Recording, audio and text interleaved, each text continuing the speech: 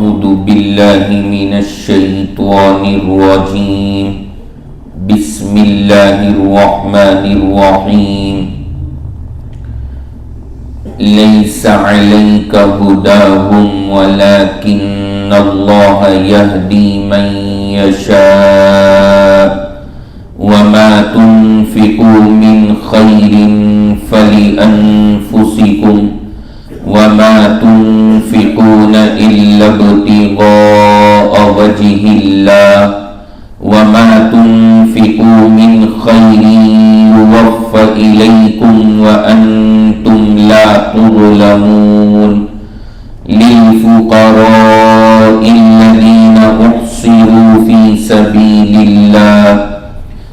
سبيل الله لا يستطيعون ضربا في الأرض يحسبهم الجاهل أغنياء من التعفف تعرفهم بسيماهم لا يسألون الناس إلحافا وما تنفقوا من خير فإن الله به عليم الذين ينفقون أموالهم بالليل والنهار سرا وعلانية فلهم أجرهم عند ربهم ولا خوف عليهم ولا هم يحزنون صدق الله العلي العظيم.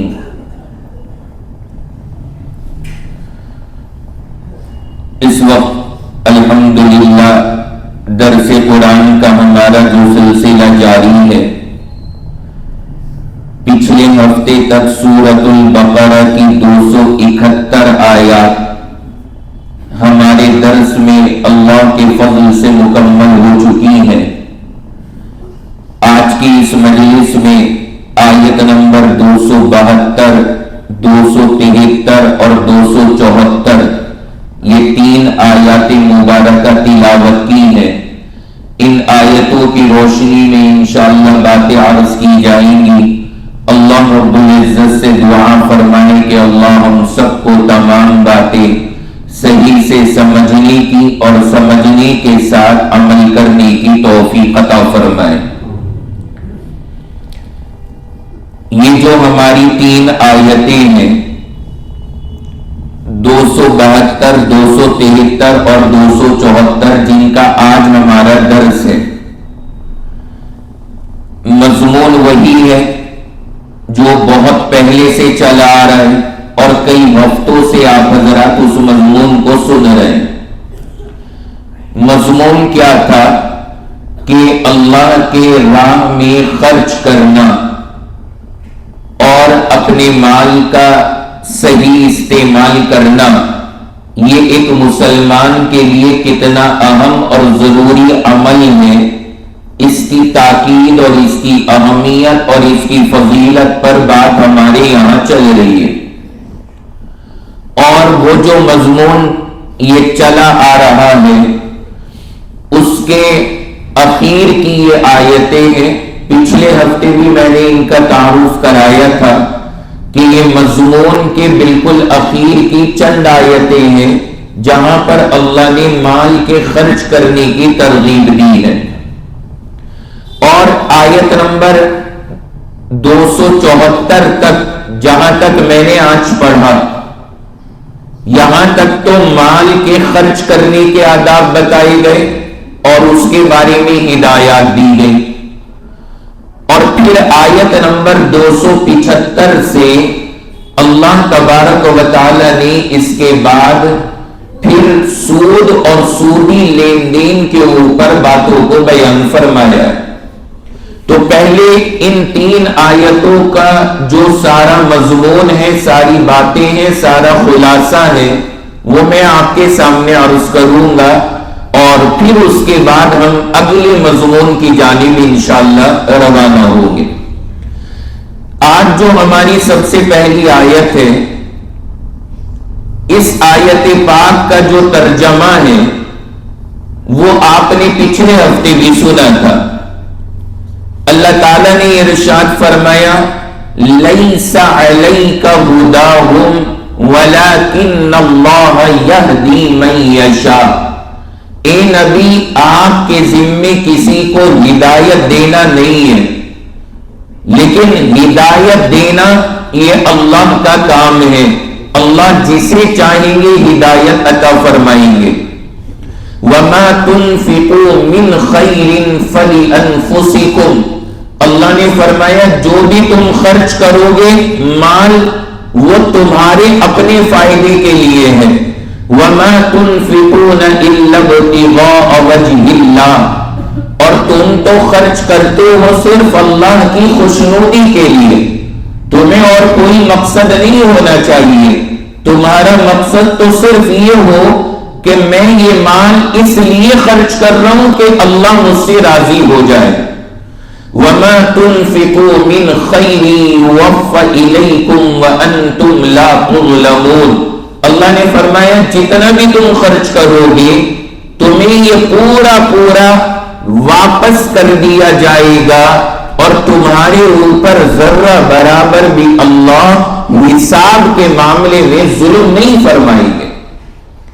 جتنا تم نے دیا، جتنا اللہ کے نام پہ خرچ کیا، یہ 100% ریٹرن آنا ہے تمہارے پاس میں، اور اللہ نے فرمایا کہ میں اپنے ذمے کسی کا معاملہ باقی نہیں رکھتا، یہ سب تم کو پورا پورا واپس بلکہ بڑھا کر کے واپس کیا جائے گا۔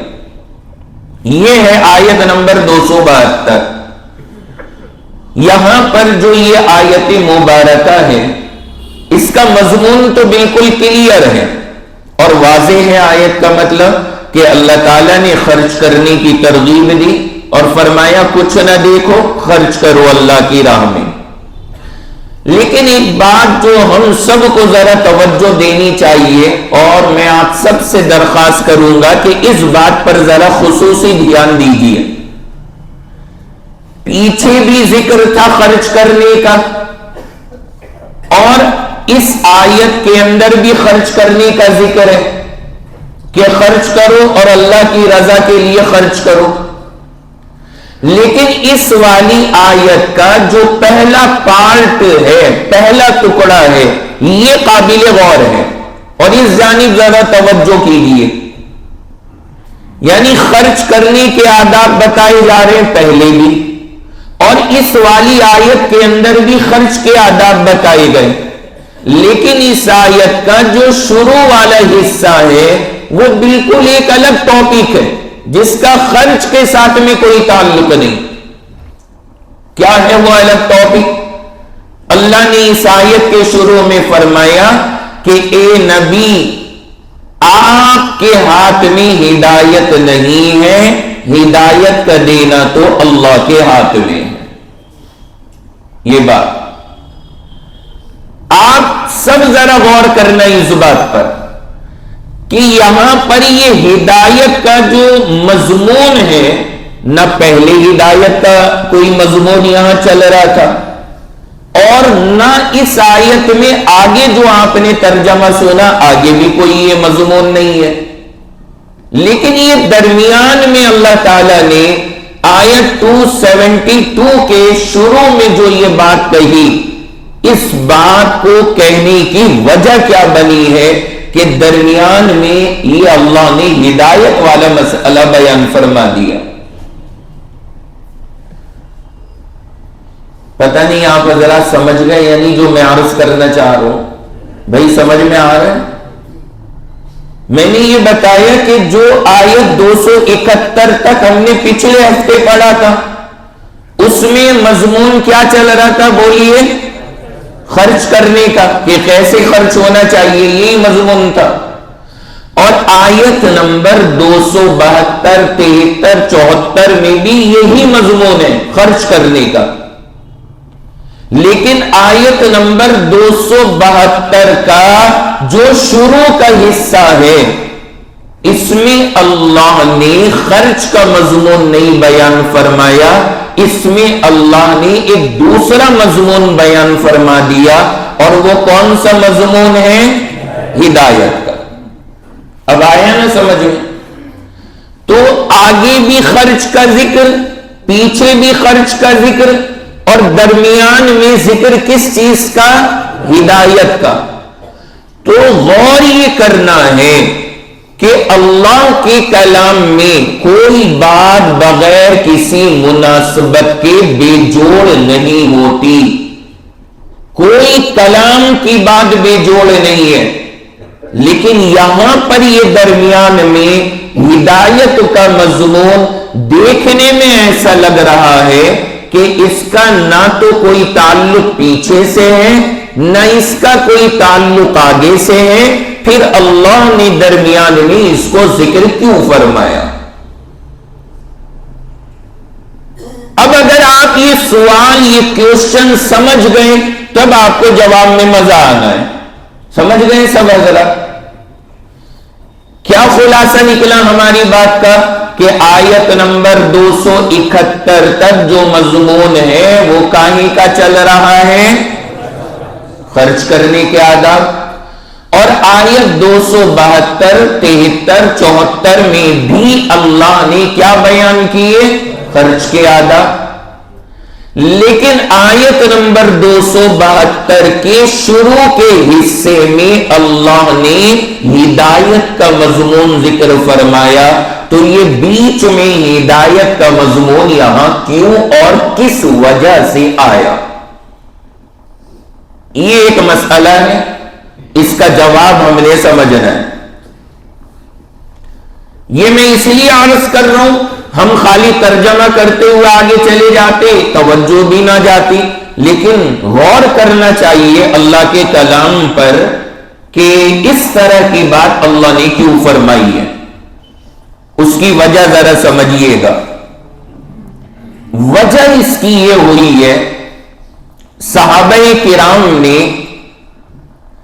خرچ کر رہے ہیں اور کثرت کے ساتھ میں نفلی صدقہ اور زکات وغیرہ تو کر ہی رہے، نفلی صدقے بھی بہت کر رہے ہیں. نفلی صدقہ کافر کو بھی دیا جا سکتا ہے. جو نفلی صدقہ ہے سمجھتے رہیے گا، نفلی جو صدقہ ہوتا ہے جو آپ نکالتے ہیں اپنی جان اپنی مال کی حفاظت کے لیے، برکت کے لیے، کاروبار کی ترقی کے لیے، یہ سارے کیا کہلاتے ہیں؟ نفلی صدقے. یہ نفلی جو صدقہ ہے اگر کوئی بندہ کافر کو دینا چاہے تو کافر کو بھی لگ جائے گا. اگر کوئی کافر ضرورت مند ہے آپ اسے بھی دے سکتے ہو، یہ اسلام کا اصول ہے. لیکن جو واجب صدقہ ہے، واجب صدقہ مثلا زکات یا فطرہ، یہ جو رقمیں یہ واجب صدقے کی کیٹیگری میں آتی ہیں، یہ کسی کافر کو نہیں دی جا سکتی. یہ صرف اور صرف کس کو دی جائیں گی؟ مسلمان کو. تو نفلی صدقہ دینا جائز ہے کافر کو بھی، لیکن واجب صدقہ نہیں دے سکتے. اب یہاں سمجھنے والی بات یہ ہے، بعض صحابہ نے پتہ ہے کیا کیا؟ انہوں نے سوچا کہ ہم جیسے واجب صدقہ صرف مسلمانوں کو دیتے، ہم اپنا نفلی صدقہ بھی صرف مسلمانوں کو دیں گے، ہم کافروں کو نہیں دیں گے. ہم کافروں کو نفلی صدقہ نہیں دیں گے. کیوں نہیں دیں گے کافروں کو نفلی صدقہ؟ صحابہ کے دماغ میں اس کے پیچھے لاجک کیا تھا؟ اب آج کی دنیا کے اندر اگر کوئی یہ بات کہے تو دنیا کہے گی کہ دیکھو مذہب پرستی آ رہی ہے، اس کے اندر تعصب پرستی آ رہی ہے کہ جی ہم غیر ایمان والوں کو کچھ نہیں دیں گے. صحابہ نے ارادہ کیا کہ نہیں دیں گے ہم غیر مسلموں کو نفلی صدقہ بھی. لیکن وجہ کیا تھی؟ وجہ یہ تھی صحابہ نے یہ سوچا کہ جب ہم انہیں نفلی صدقہ بھی نہیں دیں گے تو ہو سکتا ہے یہ نفلی صدقات جب انہیں ملنے بند ہو جائیں تو یہ صدقہ ملنے کے چکر میں اسلام میں داخل ہو جائے. جب انہیں صدقات واجبہ تو مل ہی نہیں رہے، وہ تو مسلمان دیتے ہی نہیں کافروں کو. نفلی صدقے بھی جب ملنے بند ہو جائیں گے تو ان کے اوپر یہ بات کا پریشر پڑے گا کہ بھائی ہمیں مال چاہیے, مل ہے نہیں رہا, نہ واجب مل رہا نہ نفلی مل رہا, تو اس لیے ان کے دماغ میں یہ بات آئے گی کہ بھائی اسلام قبول کر لو تاکہ ہمیں کم سے کم نفلی صدقے تو ملنے شروع ہو جائے. یہ ذہن میں آئے گا وہ نظرات کے. یہ چیز سوچ کر کے صحابہ نے انہیں نفلی صدقے دینے بند کر دیے. جب صحابہ کرام نے ان حضرات کو اس نیت سے کہ یہ ہدایت پر آ جائیں نفلی صدقے دینے بند کیے, اللہ تبارک و تعالی نے اس موقع پر یہ آیت سورۃ البقرہ 272 نمبر کی نازل فرمائی, اور اللہ نے اس میں اعلان فرمایا لیس علیک ھداھم ولکن اللہ یہدی من یشاء.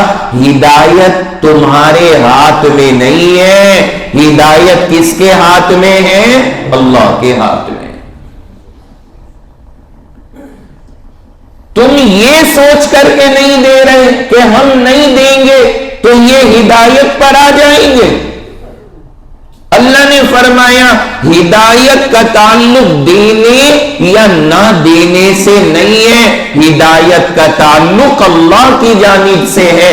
اگر اللہ فیصلہ فرمائیں گے تب یہ آئیں گے, اور اگر نہیں پسند کریں گے تو یہ ہدایت نہیں پا سکتے.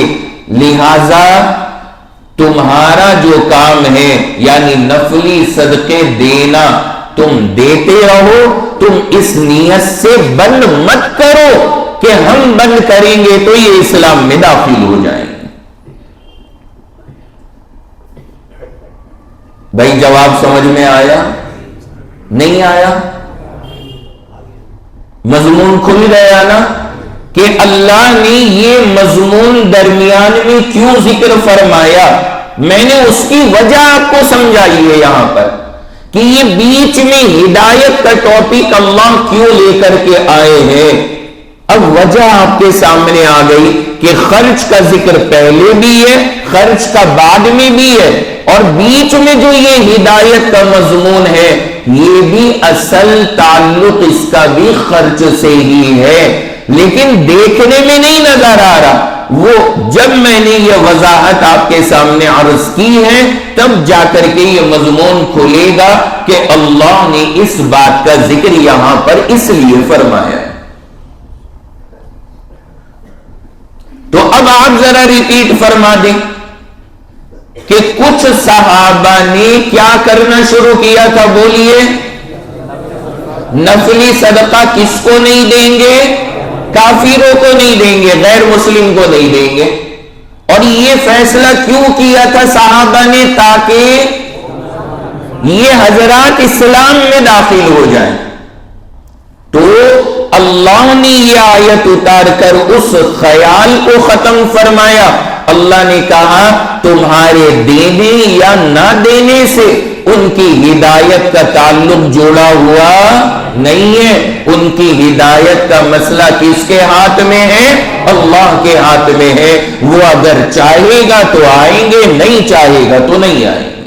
لہذا تمہارا جو کام ہے تم وہ کرتے رہو, یہ سوچ کے بند نہ کرو کہ اگر ہم نے نہیں دیا تو کیا پتہ یہ ہدایت پر آ جائے.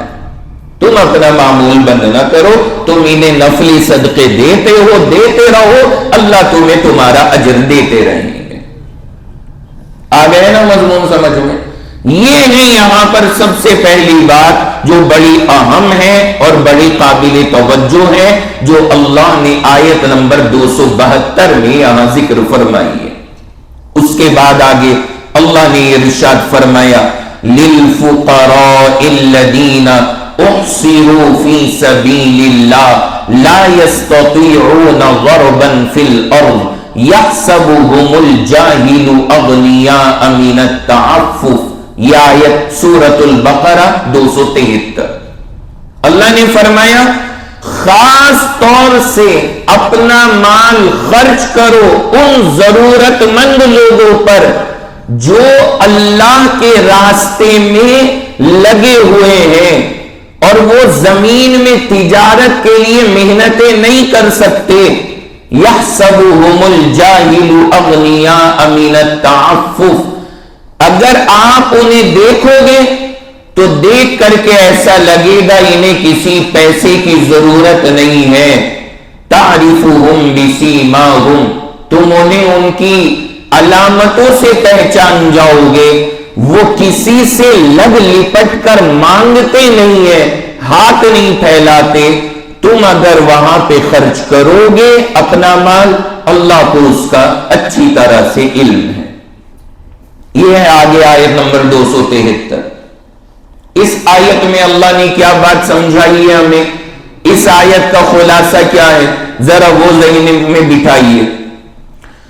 اس آیت کے اندر دیکھیے, جو بندہ غریب ہے, بیچارے کی خستہ حالت ہے اور بری حالت بنی ہوئی ہے, وہ تو آپ کو دکھ بھی رہا ہے نا بری حالت میں, آپ اس کی مدد کرتے ہو اور آپ اس کو سپورٹ کرتے ہو اور آپ اسے پیسے دیتے ہو.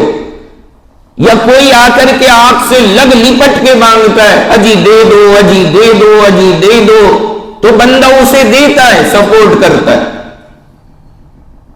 اس آیت میں اللہ نے عجیب و غریب مضمون بیان فرمایا.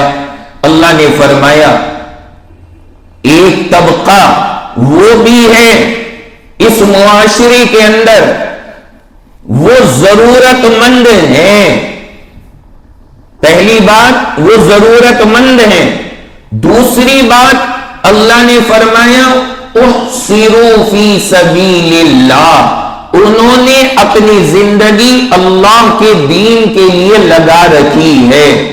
احصروا فی سبیل اللہ یعنی دین کی خدمت کے لیے انہوں نے اپنے آپ کو وقف کر دیا اور رات دن 24 گھنٹے بس اللہ کے دین کا کام کر رہے ہیں. لا یستطیعون ضربا فی الارض. وہ زمین میں تجارت کے لیے, کاروبار کے لیے آتے جاتے نہیں ہیں, بھاگے نہیں پھرتے ہیں تجارت کے لیے. اللہ کے دین کے لیے پڑھیں, تجارت کر سکتے ہیں لیکن وہ بیچارے کرتے نہیں ہیں اور ضرورت مند ہیں. اللہ نے فرمایا تمہارے مال کے سب سے بہترین حقدار ایسے لوگ ہیں, ان کے اوپر اپنا مال خرچ کرو, ان کے اوپر اپنے مال کے خرچ کرنے کو سعادت سمجھو. ایسے لوگ جنہوں نے وقف کیا اپنے آپ کو دین کے لیے اور ساری زندگی, میں بار بار عرض کیا کرتا ہوں, اس میں خاص طور سے ہمارے مساجد کے ائمہ علماء جو ساری زندگی اپنے آپ کو صرف دین کی خدمت کے لیے وقف کرتے, تجارت کرنا چاہیں تو کیا وہ نہیں کر سکتے؟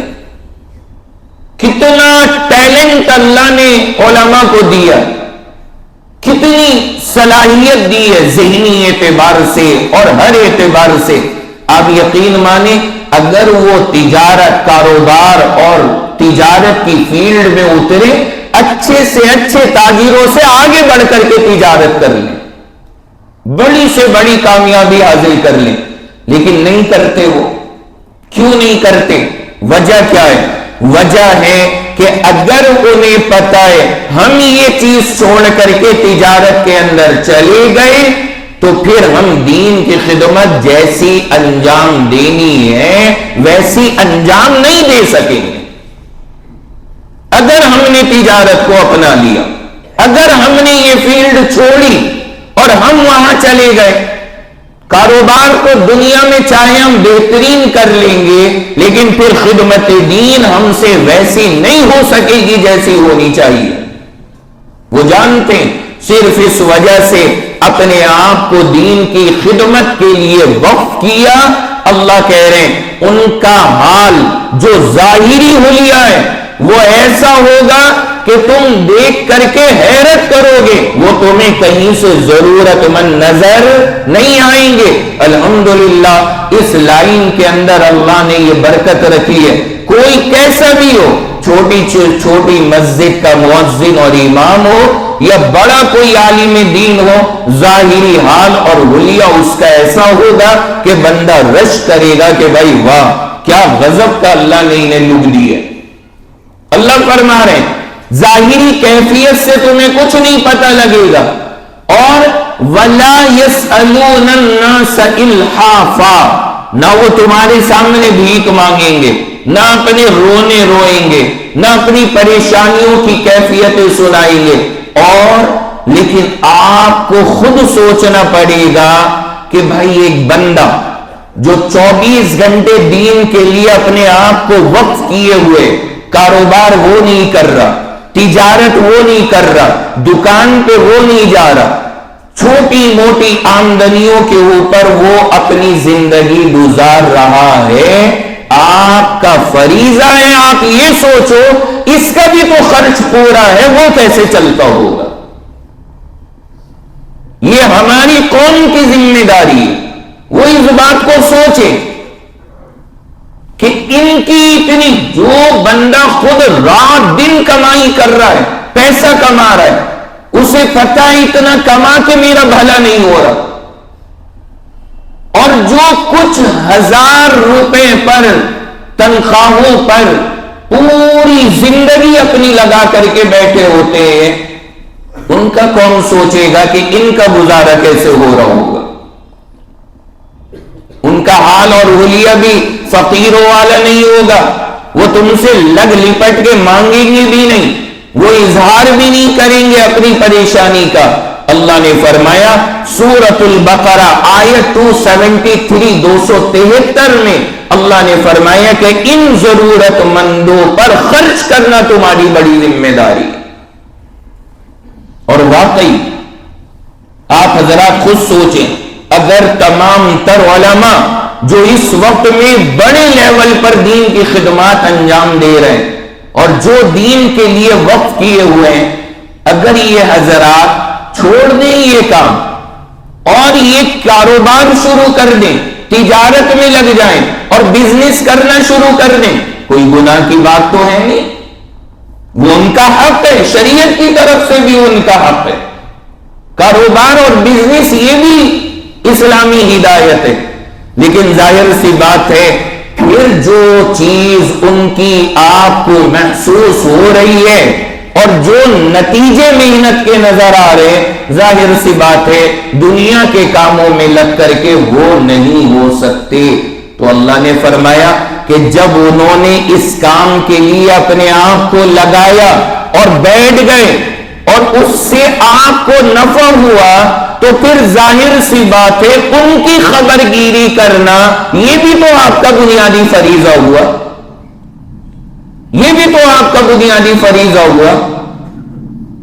اور نہ جانے کتنے آپ یقین مانیں ٹیلنٹڈ علماء جن کی صلاحیتوں پہ ہمیں رشک ہوتا تھا، اور میں خود سوچتا تھا ایسے علماء ہمارے ساتھ میدانوں میں رہیں تو مزہ آئے اور کام کرنے میں دل لگے۔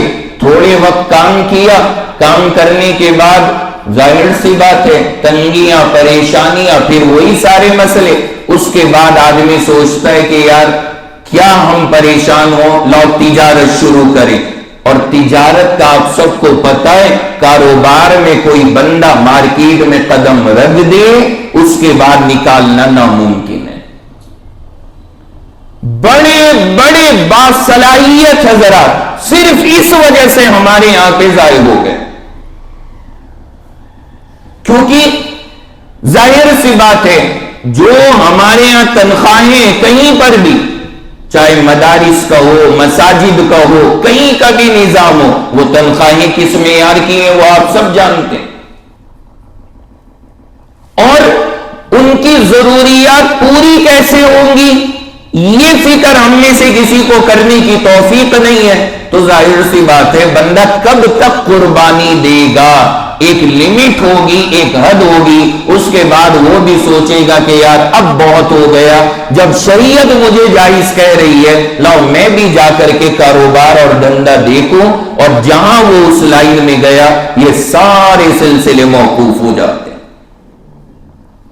کتنی اہم ہدایت اللہ نے یہاں پہ عطا فرمائی ہے، کتنی زبردست نصیحت فرمائی ہے۔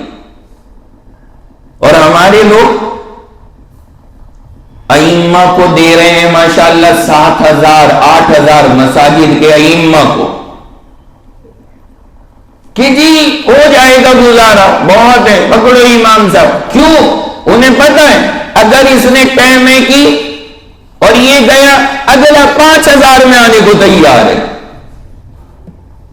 اگلا 5 میں ملنے کو تیار ہے، یہ دماغ بنا ہوا ہے، تو کیوں دیکھیں گے ہم کسی کے نخرے؟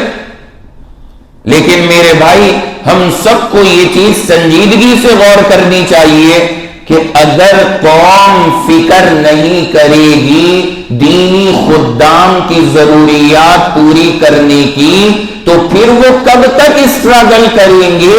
ایک وقت وہ آئے گا کہ وہ کمپرومائز کریں گے اور پھر ان چیزوں کو چھوڑیں گے، اور ظاہر سی بات ہے اس کا نقصان پھر پوری ملت اسلامیہ کو ادا کرنا پڑے گا۔ ایک بندہ کس حد تک قربانی دے گا؟ تو یہ چیز ہم سب کو سوچنی چاہیے۔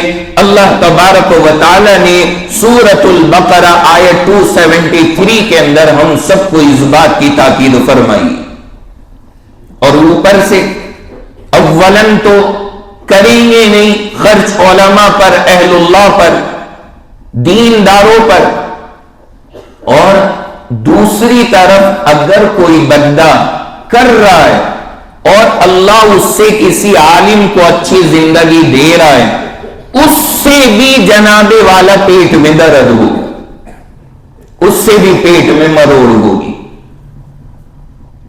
یہ سوچے گا یار میں نے اتنا خون چوسا، اس کا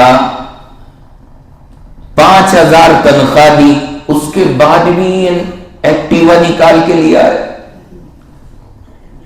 تنخواہ اور گھٹانی پڑے گی۔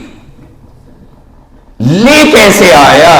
کہاں سے لے آیا؟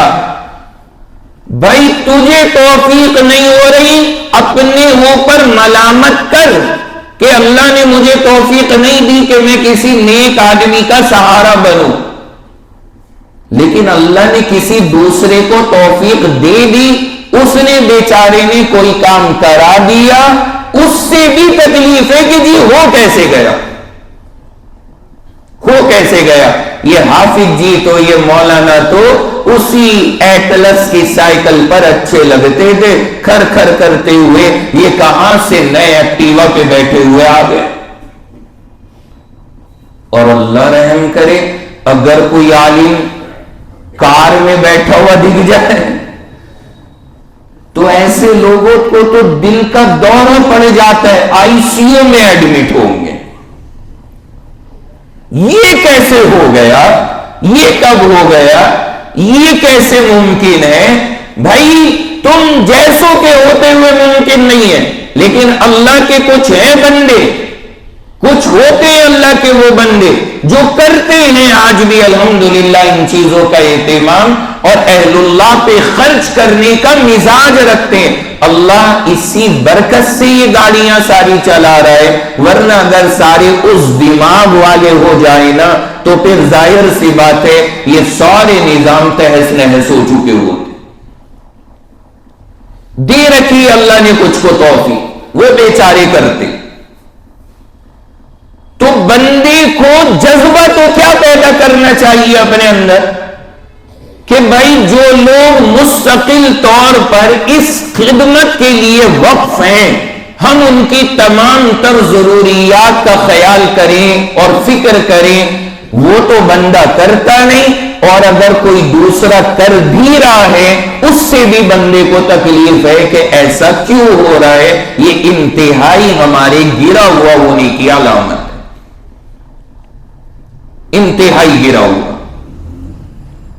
تو یہ مضمون جو آیت مبارکہ کا ہے یہ سب کو ذہن کے اندر رکھنا چاہیے اور ہم سب کو یہ باتیں یاد رکھنی چاہیے اور اپنی عملی زندگی میں اس کو اتارنا چاہیے اپنی زندگی میں.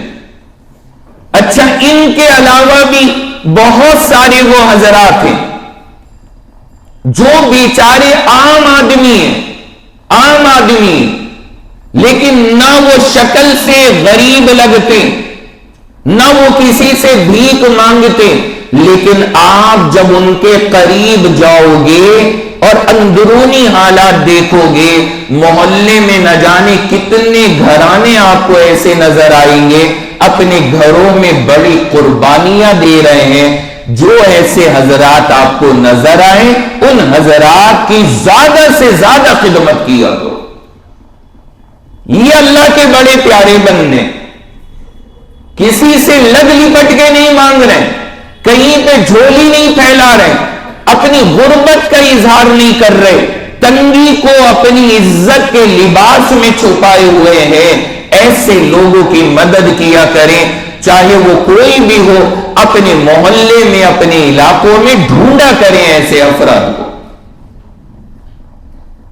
آدمی دنیا بھر کے چکروں میں پڑا رہتا ہے اور ایسے افراد ہمارے گھروں کے قریب میں پریشان ہوتے اور بندے کی توجہ نہیں جاتی. اس کا بھی بندے کو اہتمام کرنا چاہیے. اللہ تعالیٰ نے اس کی جانب توجہ دلائی. تو یہ سبق ہے آیت 273 کا کہ جو بھیک نہ مانگے اور حالت اس کی اچھی ہو، اس بندے کا ہمیں اور آپ کو خیال کرنا ہے، اس کی ضروریات کی فکر کرنی. یہاں پر ایک لفظ اللہ نے استعمال فرمایا، تعرفہم بسیماہم. یہ لفظ ذرا سمجھیے گا کہ آپ انہیں پہچان جائیں گے ان کی علامتوں سے. کیا مطلب؟ یعنی وہ کہیں گے کچھ نہیں لیکن محسوس ہو جائے گا کہ ہاں بندہ پریشان حال ہے. علامتوں سے پہچاننا یہ تو مسئلہ یہاں کا ہو گیا، الگ ہو گیا. باقی اس کے علاوہ علامتوں سے پہچاننا شریعت میں اور کہاں کہاں ہوتا ہے. میں اس کا ایک نمونہ آپ کے سامنے پیش کروں. علامتوں سے پہچاننا، جیسے علماء نے لکھا ہے کہ اگر کہیں پر کوئی مردہ انسان مل جائے، کوئی مردہ ہے اور وہ ایک لاش آدمی کو مل گئی، مرد ہو یا عورت، سمجھیے گا علامتوں سے پہچاننا. اس پر میں ایک ایگزامپل دے رہا ہوں. کہیں پر کوئی لاش مل گئی، یہ نہیں پتا لگ رہا کہ یہ مسلمان ہے یا غیر مسلم ہے، پہچان اس کی ہو نہیں پا رہی، اسلام یا غیر اسلام سمجھ میں نہیں آ رہا. اب ایسی صورت میں کیا کیا جائے، کیا کرنا چاہیے؟ یعنی اگر ہم اسے مسلمان مانیں تو غسل دیا جائے، کفن پہنایا جائے اور جنازہ پڑھ کے دفن کیا جائے، اور اگر غیر مسلم ہو تو غیر مسلموں والا طریقہ کیا جائے. تو اگر کوئی ہمارے پاس اننون لاش ہے، پتہ نہیں کہ یہ کون ہے، کیا معاملہ، تو اس کے ساتھ ہم کیا برتاؤ کریں گے، وہ جو مسئلہ ہے وہ اس کے ضمن میں آتا ہے. چنانچہ اسلام کی ہدایت یہ ہے کہ سب سے پہلے تو اس میں علامتیں پہچانی جائیں، علامات دیکھی جائیں. اگر مرد ہے تو ختنہ وغیرہ بھی دیکھا جا سکتا ہے. اگر ختنہ ہوا ہے تو اسلامی علامت موجود ہے، مسلمانوں والا معاملہ کیا جائے. یا اور کوئی علامت، عورت کی بھی چاہے لاش ہے لیکن مان لیجئے برقع ہے تو یہ اسلام کی علامت موجود ہے. تو علامتیں دیکھی جائیں کہ اس میں مسلمان کی علامت ہے یا نہیں ہے. علامت کے ذریعے سے وہاں پہ فیصلہ کیا جائے گا. جس کی علامت ملیں گی، مسلمانوں کی علامت مل گئی تو اسلام والا برتاؤ ہو جائے گا، اور غیر مسلموں کی علامت ملی تو غیر مسلموں کی کیٹیگری میں اس کے ساتھ معاملہ کیا جائے گا. لیکن اگر سچویشن ایسی آ گئی کہ علامتیں ہی موجود نہیں ہیں، کوئی علامت نہیں پائی جا رہی اور کوئی علامت وہاں پر موجود نہیں ہے، تو شریعت کا کہنا یہ ہے کہ اگر کہیں پر کوئی علامت نہ ہو، یہ سمجھ لیجئے گا، یعنی مردہ لاش ہے، اسلام یا غیر مسلم کی کوئی علامت نہیں ہے، اب کیسے فیصلہ کریں گے؟ علماء نے کہا کہ جس جگہ وہ ملی ہے اس جگہ کا اعتبار ہوگا۔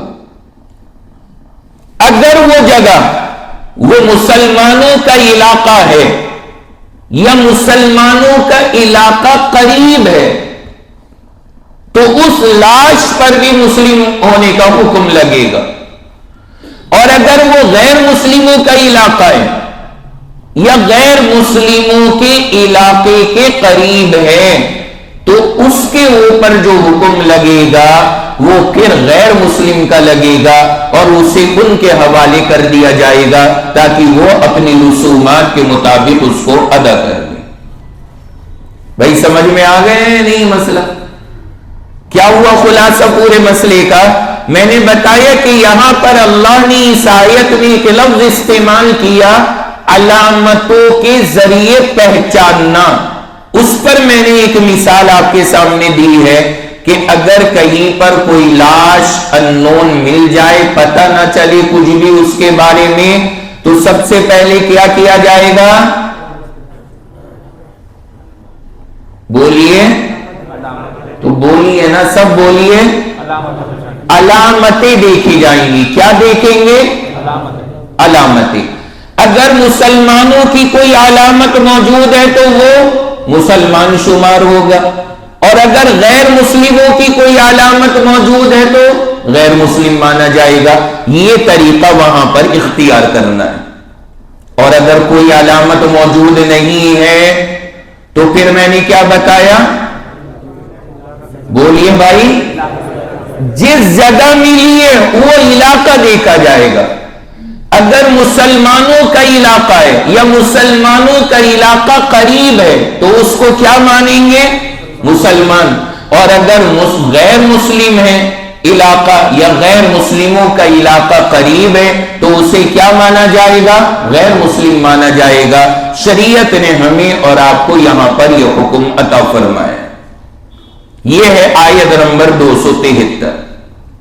اس کے بعد اللہ نے فرمایا الذین ينفقون اموالهم باللیل والنہار سرا وعلانیہ فلهم اجرهم عند ربهم ولا خوف علیہم ولا هم يحزنون۔ آیت نمبر 274 274۔ اللہ فرما رہے ہیں وہ لوگ جو خرچ کرتے ہیں اپنا مال رات میں اور دن میں۔ یہ آیت سنیے گا، اور اس آیت سے آپ کو جو ایک نمونہ اور مثال ملے گی نا، وہ آپ یقین مانیں ایسی مثال ہم نے اور ایسا نمونہ آج تک دیکھا نہیں ہوگا۔ آیت سنے پہلے میں نے عرض کیا، اللہ فرما رہے ہیں جو خرچ کرتے ہیں اپنا مال رات میں اور دن میں، دو ہو گئی کیٹیگری۔ آگے فرمایا سرا وعلانیہ، چھپ کر کے بھی اور کھلم کھلا بھی۔ فَلَهُمْ أَجْرُهُمْ عِنْدَ رَبِّهِمْ، اللہ نے فرمایا ان کو ان کا بدلہ ملے گا ان کے رب کے پاس، اور ان پہ کوئی خوف اور غم نہیں ہوگا۔ کتنی طرح مال کو خرچ کرنے کا کہا؟ 4 طرح۔ کیسے کیسے؟ رات میں اور دن میں، اور چھپ کر اور کھلم کھلا، 4 طرح سے بیان کیا۔ اللہ نے کہا ہر طرح خرچ کرو، رات میں بھی کرو، دن میں بھی کرو، چھپ کر کے بھی کرو، کھل کر کے بھی کرو، ہر طرح کرو، لیکن مال خرچ کرو، مال خرچ کرو اللہ کی راہ میں۔ روح المعانی میں یہ لکھا ہے کہ یہ آیت مبارکہ خاص طور سے اللہ نے نازل فرمائی حضرت ابو بکر صدیق رضی اللہ عنہ کے بارے میں. یہ صدیق اکبر کی فضیلت پر آیت اتری ہے. اور اب ذرا آپ سننے کے لیے تیار ہو جائیے حضرت ابو بکر کا مقام. یہ صدیق اکبر کے بارے میں نازل ہوئی. انہوں نے ایک مرتبہ 40,000 دینار اللہ کی راہ میں صدقہ کی. کتنے دینار؟ 40,000 دینار. ابھی آپ فکر نہ کریں، میں سب جوڑ بوڑا بھاگ کر آؤں گا ابھی آپ سے، ٹینشن نہ لیں. سست ہو رہے ہیں نا، اب دور ہوگی سستی انشاءاللہ. 40,000 دینار. دینار مطلب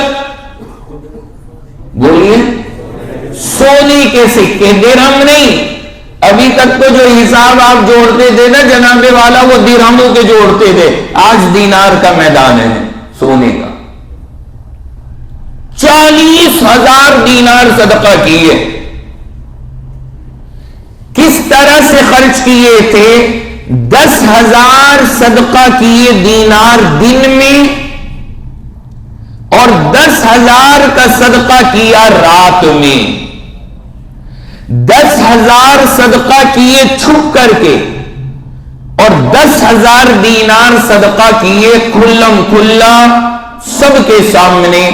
اللہ کو یہ ادا ایسی پسند آئی، اللہ نے یہ آیت سورۃ البقرہ 274 نازل فرمائی کہ جو لوگ اپنا مال خرچ کر رہے ہیں رات میں اور دن میں، چھپ کر کے اور کھل کر کے، فَلَهُمْ أَجْرُهُمْ عِنْدَ رَبِّهِمْ، اللہ نے فرمایا ان کا بدلہ ان کے رب کے پاس تیار ہے. وَلَا خَوْفٌ عَلَيْهِمْ وَلَا هُمْ يَحْزَنُونَ، انہیں نہ کوئی خوف ہے نہ انہیں کوئی غم ہے، یا ہر طرح کے غم سے بے فکر ہے. غم ہو ان کو مبارک جو ان سے جلنے والے ہیں، انہیں لاکھ لاکھ مبارک ہو. غم وہ جلیں مریں اپنے غم میں جو صدیق اکبر سے جلتے ہیں. الحمدللہ صدیق اکبر کا تو یہ مقام ہے، میرے رب نے اعلان کر دیا کہ صدیق اکبر کو نہ کوئی خوف ہے نہ کوئی غم ہے. اللہ کی طرف سے اعلان. اب ذرا سنیے ان کا حساب کتاب کیا بنتا ہے. 40,000 کیا ہیں؟ دینار ہیں. 40,000 خرچ کیے. ایک دینار کتنے سونے کا ہوتا ہے؟ سب سے پہلے میں یہ سمجھا دوں. ایک دینار جو ہے وہ 4 گرام 374 ملی گرام سونا. 1 گرام کتنا؟ ایک دینار. 1 دینار کتنے گرام سونا؟ سب کی آواز نہیں آئی، اور باہر والے تو بالکل کہہ رہے ہیں کہ نہیں ہم نہیں بولیں گے. بھائی میرے خدا کے بندو ایسا نہ کرو. 1 دینار کتنا بتایا؟ 4 گرام 374 ملی گرام 1 دینار ہوتا ہے. یہاں پر میں ایک بات درمیان میں ایڈ کر دوں. ہمارے ہاں لوگ بہت سارے ہاتھوں میں انگوٹھیاں بھی پہنتے ماشاءاللہ، مرد بھی ہیں اور انگوٹھی بھی ہے. چلیں کوئی بات نہیں، انگوٹھیاں پہننے کے شوقین ہیں. انگوٹھی کا معیار کیا؟ ایسی موٹی موٹی انگوٹھیاں پہن دیں کسی کے سر میں کھینچ کے مار دو نا خون نکل آئے، پتھر جیسی بھاری بھر کر. مرد کے لیے انگوٹھی نہ تو سونے کی جائز نہ چاندی کے علاوہ کوئی اور سی جائز، سب حرام ہے. صرف چاندی کی جائز ہے، اور چاندی کی جائز ہے کتنی؟ 4 گرام 374 ملی گرام. یہی معیار ہے. آ گئے نا سمجھ میں؟ اتنی ہی جائز ہے، 4 گرام 374 ملی گرام. اس میں جو نگ لگا ہوا ہوتا ہے اسٹون، وہ نہیں جوڑے گا اس میں، وہ الگ ہے. اس میں جو چاندی ہے وہ چاندی 4 گرام 374 ملی گرام سے زیادہ نہیں ہونی چاہیے. اگر اس سے زیادہ کی ہے تو وہ انگوٹھی بھی جائز نہیں ہے, پھر وہ بھی حرام ہے. اس سے نیچے نیچے. اور ایک صاحب آئے میرے پاس میں 3 انگلی میں پورے ماشاءاللہ خاتون سے بھی آگے کے شوقین. اتنا تو عورتوں کو بھی نہیں شوق ہوتا. یہ بھی بیچاری 1-2 پہن کے خوش ہو جاتی ہیں. 3 یہاں بالکل دیکھنے میں کسی مزار کا بابا لگتا ہے آدمی کہ مجاور ہے یہ. اب وہ پہن رکھی بھاری بھرکم موٹی. میں نے کہا بھائی 4 گرام 374 ملی گرام سے زیادہ کی جائز نہیں ہے. سمجھا دیا, بتا دیا, ہو گئی بات کہ ٹھیک ہے میں کرا لوں گا حساب. اس کے بعد ملے, ملاقات جب ہوئی ایک بھی انگوٹھی کم نہیں. میں نے پوچھا بھائی یہ کیا, میں نے پچھلی بار آپ کو بتایا تھا کہ 4 گرام 374 ملی گرام میں آ رہے کہ جی میں نے وزن کرا دیا, ایک بھی انگوٹھی 4 گرام 374 ملی گرام سے اوپر کی نہیں ہے. کمال ہے گرو جی, کمال کر دیا. بھائی 4 گرام 374 ملی گرام کا مطلب ہے ساری ملا کر اس نے ایک تلوائی اور وہ چاروں اس سے نیچے کی ہیں, 6 کی 6 اس سے نیچے کی ہے. تو وہ خوش ہو گیا کہ کوئی بھی جو ہے نا 4 گرام 374 ملی گرام کی نہیں ہے. تو آپ حضرات یاد رکھنا کہ مطلب وہ نہیں ہے, مطلب یہ ہے کہ کل ملا کر کے جتنی انگلی میں انگوٹھیاں ہیں ان سب کی چاندی 4 گرام 374 ملی گرام سے اوپر نہیں ہونی چاہیے. یہ یاد رکھنے والی بات ہے. اور اولن تو پہننا ہی کوئی اچھی بات نہیں ہے. اللہ کے نبی سے ثابت ہے حضور نے پہنا ہے, لیکن کیوں پہنا؟ مہر لگانے کی ضرورت تھی, اس میں حضور کی مہر تھی. اور اللہ کے نبی خطوط پر مہر لگاتے تھے, یہ الگ سے مہریں نہیں چلتی تھی اس زمانے میں. پہلے حضور کے پاس نہیں تھی. صحابہ نے کہا حضرت اب آپ کے خط دور دراز ملکوں میں جاتے ہیں, اس پر مہر ضروری ہے ورنہ کوئی آپ کا خط نہیں مانے گا. تب اللہ کے نبی نے کہا مہر بنوا دو. اس دور میں انگوٹھی کے اندر مہر بنتی تھی, وہ مہر بنوائی گئی تھی, وہ اللہ کے نبی نے ہاتھ میں پہنی. ایسا نہیں تھا کہ یہ والی انگوٹھی منگنی کی, ہمارے یہاں تو وہ پہلے پھرتے, یہ نہیں اتر سکتی. بھائی اتارنی پڑے گی. اور اگر پہننی ہے تو صرف ایک آدھ پہنے جس کا وزن اس سے نیچے ہو, لیکن یہ بھی نہ پہنے تو اچھی بات ہے, نہ ہی پہنو تو اچھی بات ہے.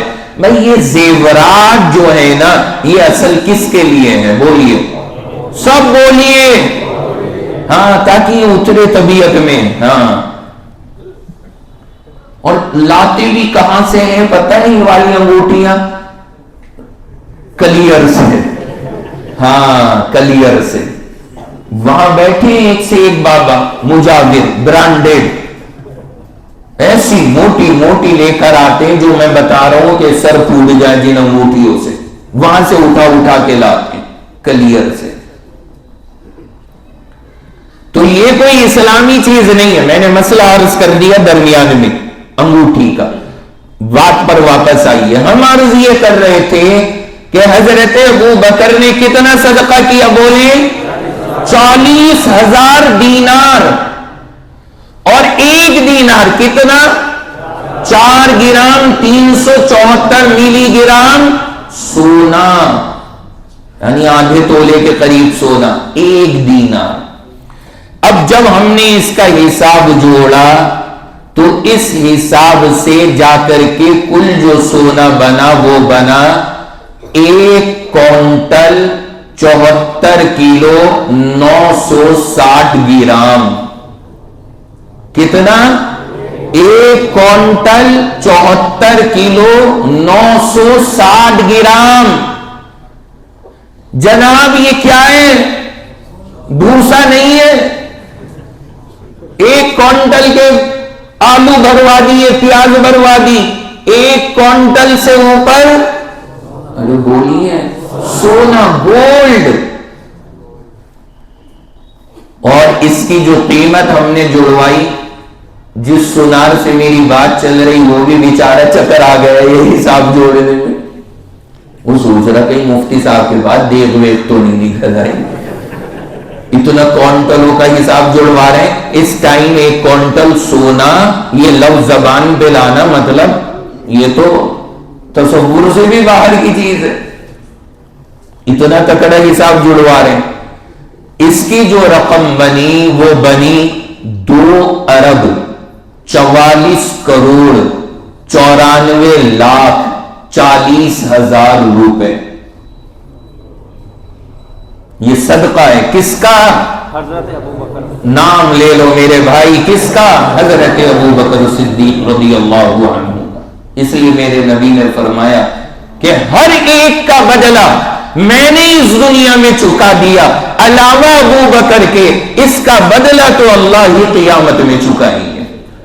اس نے اتنا لگایا، اتنا لگایا، اتنا لگایا کہ حضور نے کہا میں اس کا بدلہ نہیں اتار سکا، اس کا بدلہ تو میرا رب ہی قیامت میں اتارے.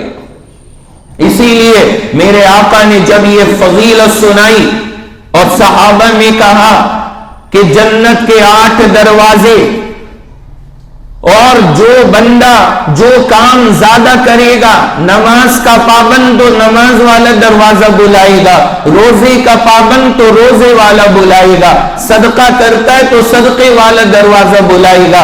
8 دروازے، ان 8 میں سے ایک میں سے بندہ جائے گا. صدیق اکبر وہاں موجود ہیں، فوراً پوچھا یا رسول اللہ کیا امت میں کوئی ایسا بھی ہوگا جسے 8 دروازے آواز دیں، جسے 8 دروازے آواز دیں؟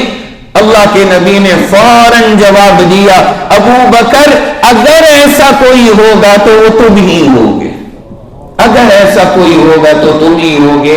یہ ہے وجہ جناب والا 40,000 دینار اللہ کی راہ میں خرچ کیے ہیں، اور اللہ نے آیت 274 نمبر سورۃ البقرہ اس اللہ کے نیک بندے کی فضیلت میں اتاری ہے. الذین ينفقون اموالهم باللیل والنہار. کیسا مزہ آتا ہوگا ان صحابہ کو وہ آیتیں پڑھتے ہوئے جن میں ان کی فضیلتیں سنائی گئی ہیں. اللہ اکبر. یہ ہے حضرت ابو بکر صدیق رضی اللہ تعالی عنہ. یہ ہے ان کا مقام اور مرتبہ، اللہ نے یہ درجہ انہیں عطا فرمایا. تو یہ ہے آیت نمبر 274 تک کا درس اور خلاصہ کہ اللہ نے اس انداز میں حضرت ابو بکر صدیق کی فضیلت بھی ان آیات کے اندر بیان کی، اور خرچ کیسے کرنا ہے، کس انداز میں کرنا ہے. اور اخیر میں جا کر میں نے اپنے طلبہ سے ایک بات کہی، میں نے کہا اللہ کا بھی انداز دیکھو کتنا پیارا ہے. خرچ کا مضمون کہاں سے چل رہا ہے، کئی ہفتے ہو گئے آپ کو بھی سنتے ہوئے، اور آج جا کر کے یہ پورا ہوا ہے.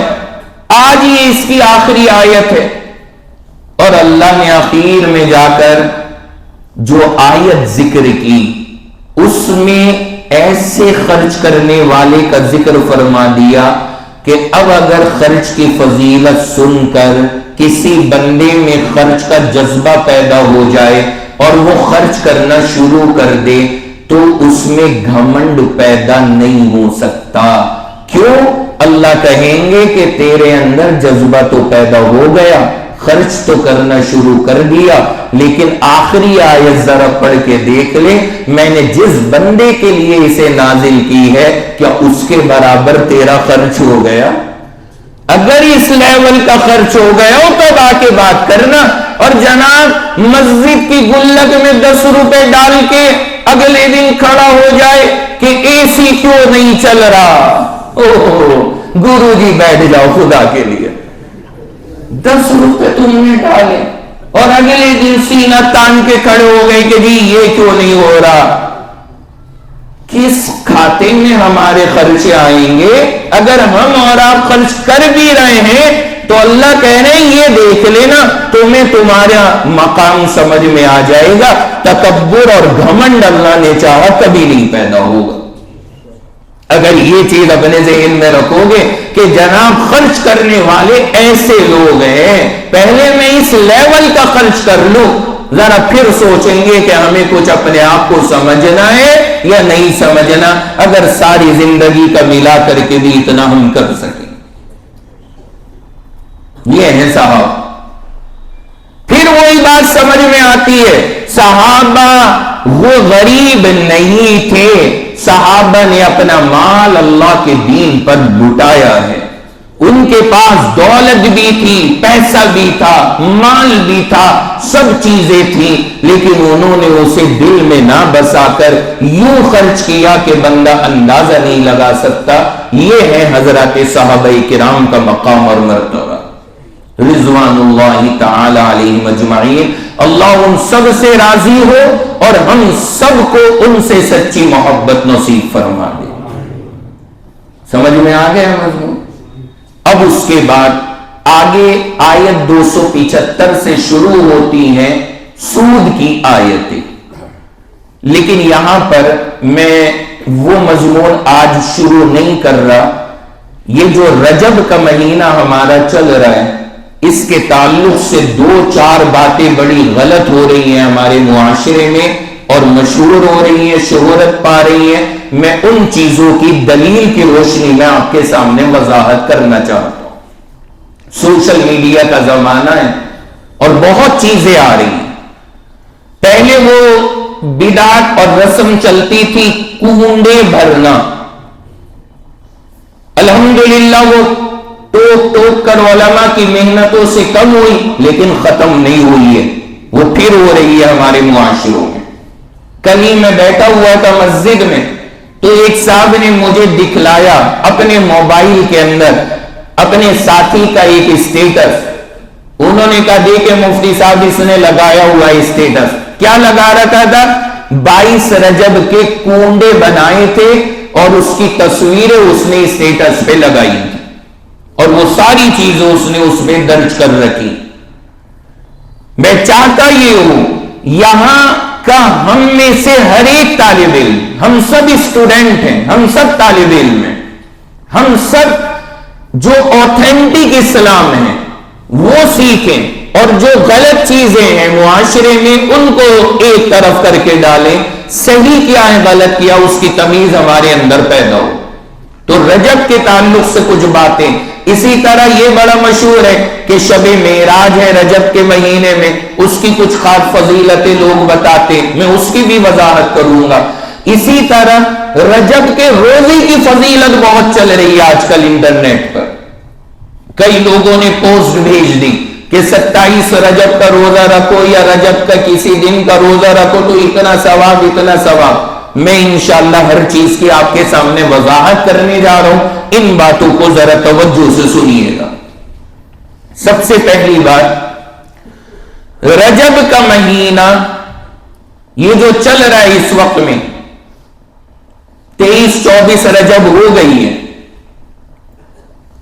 اور ہاں ماشاءاللہ مہینہ ختم ہوتی شعبان ہے اور شعبان کے بعد تو رمضان ہے، مبارک مہینہ آ رہا ہے۔ رمضان آنے کی خوشی بھی ہوتی ہے، لیکن جب جب میں رمضان کا تصور کرتا ہوں تو جب جب یہ تصور آتا ہے کہ یہاں سے 1-1.5 مہینے کی چھٹی ہو جاتی ہے، وہ بھی بڑا احساس ہوتا ہے۔ اور جتنے دن بند رہتا ہے نا رمضان میں بھی، ہر منگل میں تراویح بھی پڑھ رہے ہیں نا، تو دماغ میں یہ آپ حضرات کی صورتیں اور انداز یہ سب دماغ میں گھومتا ہے، تو بہرحال وہ بھی آ رہا ہے۔ لیکن اس بار اتفاق ایسا ہے، باقی آپ حضرات دعا بھی کریں گے کہ ایسا بھی ہو سکتا ہے اس مرتبہ کی شب برات ہمارے منگل کے درس میں آ جائے۔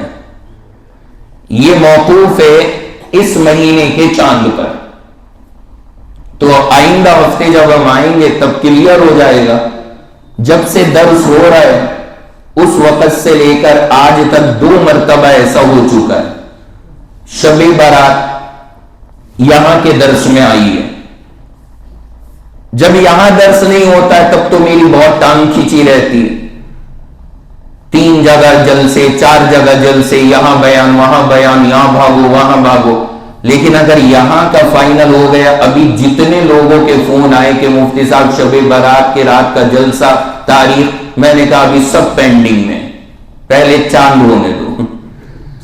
اگر چاند ہو جاتا ہے اور یہاں والی تاریخ پڑ جاتی ہے تو پھر سب کینسل، پھر تو سارا حق آپ کا ہے. پھر انشاءاللہ شب برات کا مبارک موقع ہوگا، اس میں بھی انشاءاللہ درس کی سعادت حاصل ہو جائے گی. تو یہ اگلے ہفتے انشاءاللہ کلیئر ہوگا. رجب کا مہینہ یہ بڑی فضیلت والے مہینوں میں سے رہا ہے، اسلام سے پہلے بھی اور اسلام کے بعد بھی. اسلام سے پہلے بھی کچھ چیزیں ایسی تھی جو لوگوں نے فرضی بنا کے فضیلت میں جوڑ دی تھی. اسلام نے اس کی اہمیت اور اچھائی کو باقی رکھا، لیکن بری رسموں کو ختم فرما دیا. وہ ساری چیزیں ختم کر دی گئی. انہی رسموں میں سے ایک رسم ہے 22 رجب کو کنڈے بنانا.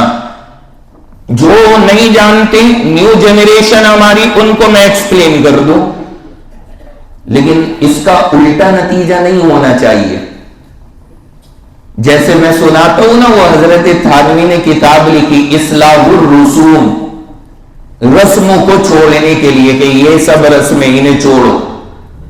ایک بڑھیا کے ہاتھ لگ گئی، اس نے پڑھا، اس نے پڑھ کر کے کتاب کو یہ جملہ کہا، اللہ حضرت تھانوی کو جزائے خیر عطا فرمائے. اور کیوں؟ جتنی رسمیں ہمارے باپ دادا کرتے تھے اور ہم بھول گئے تھے، حضرت نے سب یاد دلا دی، اب کریں گے ان کو. تو ایسا نہیں ہونا چاہیے کبھی آپ سن کر کے کہو گے جی کریں گے. ویسے تو 22 تاریخ نکل گئی ہے، لیکن اللہ نے چاہا جب آپ یہ حقیقت سن لو گے، کرنا ہی نہیں، آپ کے دل میں اس کی انشاءاللہ نفرت پیدا ہو جائے گی. اللہ نے چاہا. ابھی تک تو آپ کرتے نہیں ہو، پھر نفرت کرو گے اس رسم سے.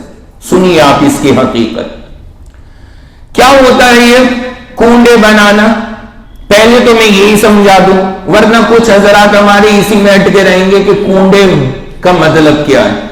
کنڈے کا مطلب یہ ہے آٹا اور اس کے اندر چینی ملانا اور پھر اسے گوندنا اور الگ سے میوے وغیرہ ڈالنا اور وہ کنڈے بھر کر کے رکھ دینا.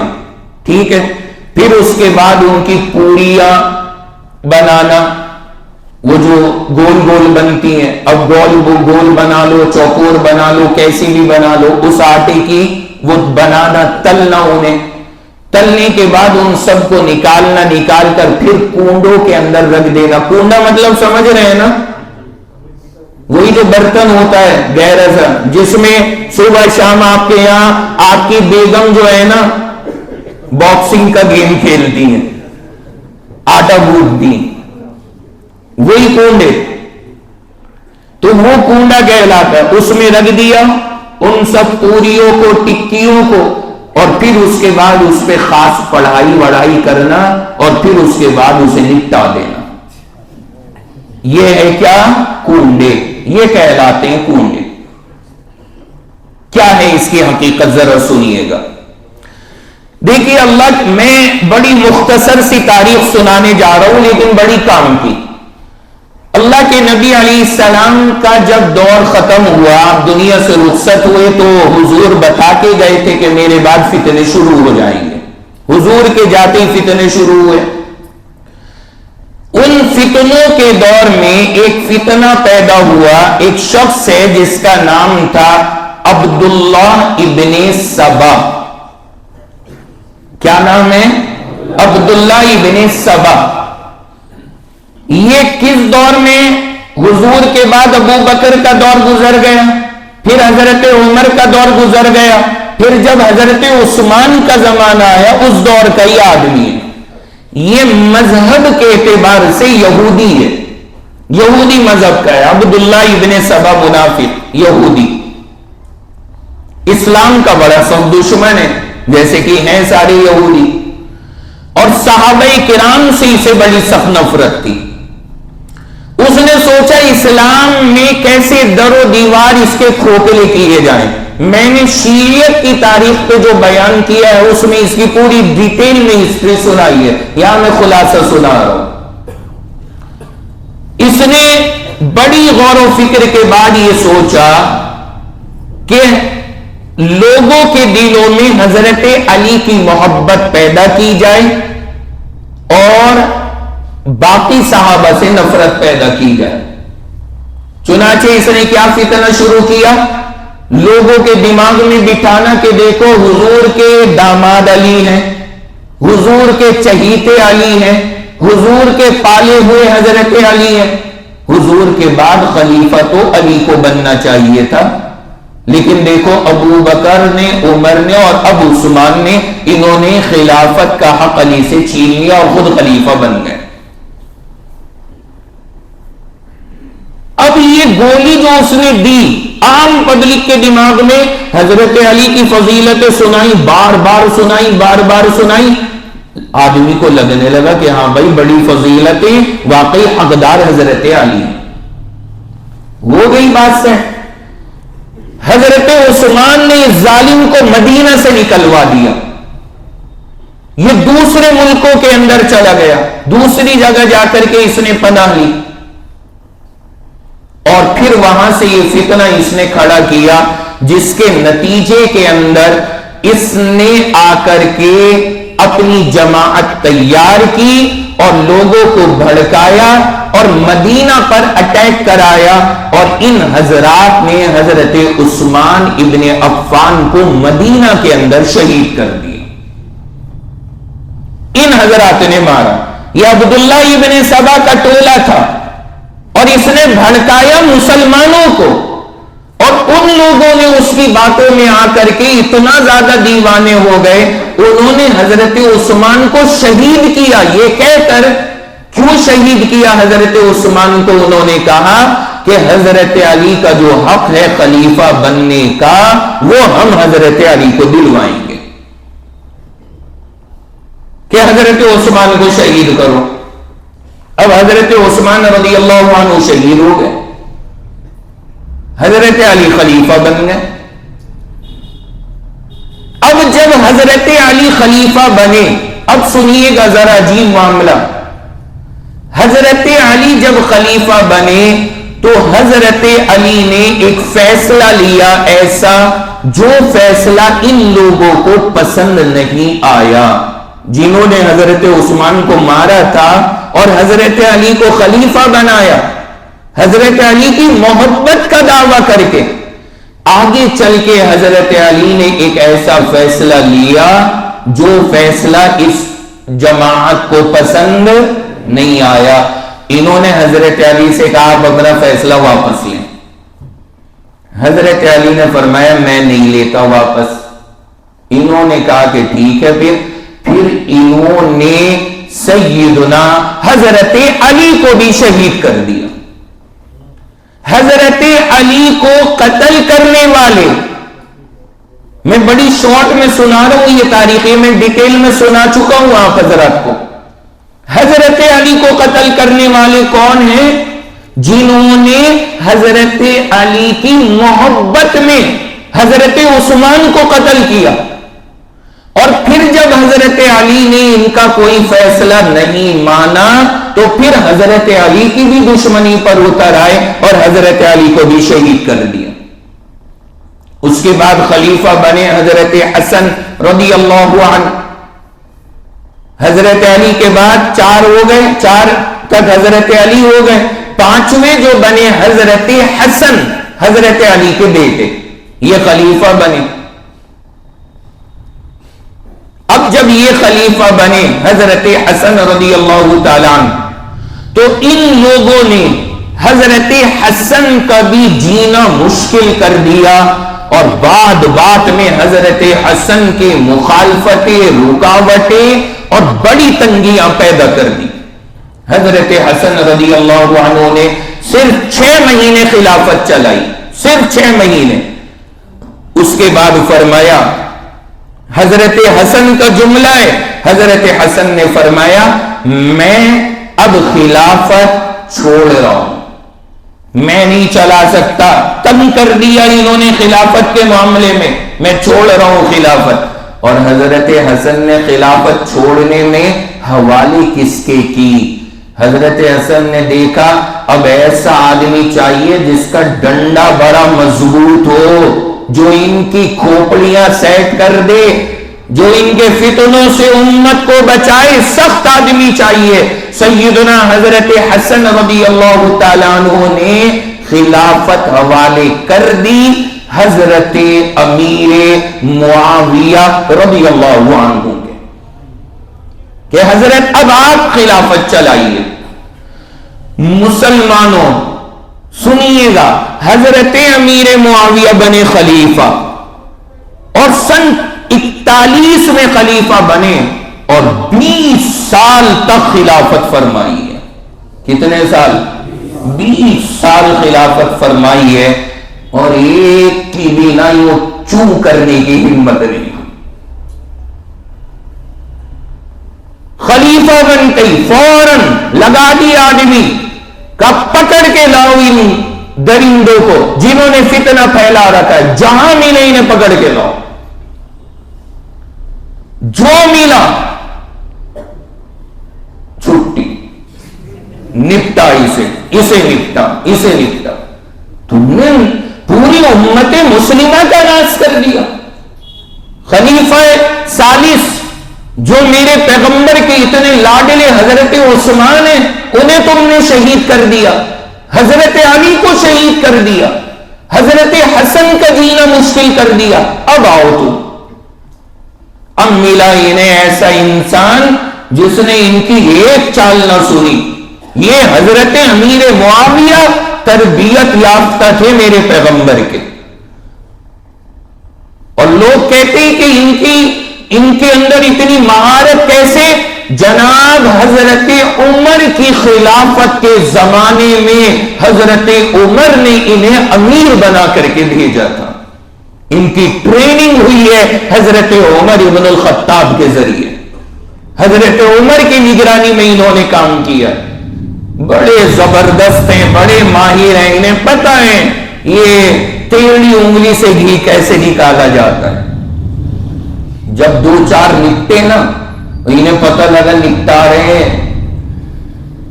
سارے دپک گئے. اور کوئی ان سے آ کے پوچھتا تم تو وہی ہو نا حضرت علی کے جو شیعہ ہیں ان میں سے؟ نہیں کس نے کہا ہم شیعہ نہیں ہیں، ہم نہیں ہیں. یہ ان کی کتابوں میں لکھا ہے. انہوں نے اعلان کرنا شروع کر دیا کہ بابا ہم نہیں ہیں.